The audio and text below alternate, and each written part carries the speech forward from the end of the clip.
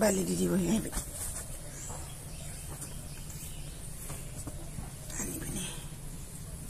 ফাক কৰি দেখো মই ভৰাই দিছো ফাক কৰি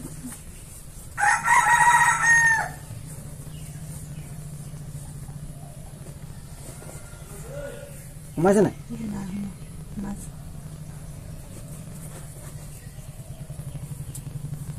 বেছি ফাকত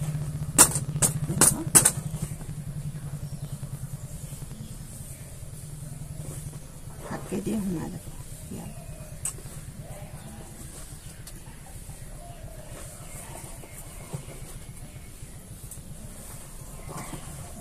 মইয়ানে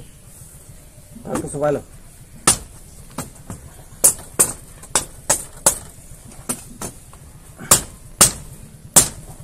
ৰ হ'ব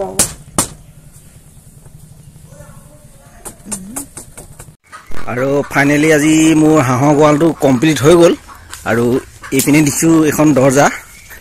এইপিনে দৰ্জা দিছোঁ আৰু ওপৰত বৈছোঁ টকৌপাতে আৰু ভিতৰত এইখন দিছোঁ এই এলুমিনিয়াম দৰ্জা এখন আৰু ইয়াত দিম কিবা থাকিব ইয়াত থ'ব পৰা হ'ব আৰু তলত থাকিব হাঁহ আৰু ওপৰতে ইয়াত টকৌপাতো বনাই দিছোঁ আৰু এইখন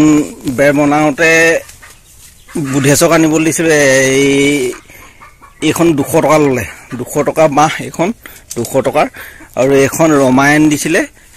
এইডোখৰলৈকেহে গ'ল 200 টকাত মানে সম্পূৰ্ণ বেৰখন নোলালেগৈ একেই সমান বেৰ তথাপিতো মানে 200 টকাত এইখন ওলালে আৰু এইখন ওলালে এইখিনি মই জাতি বাঁহে দিবলগীয়া হ'ল সেইকাৰণে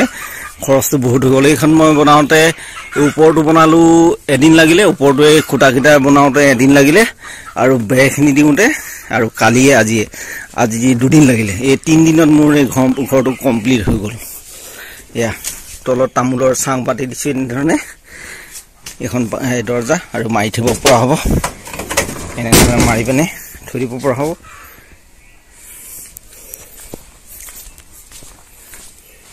এইটো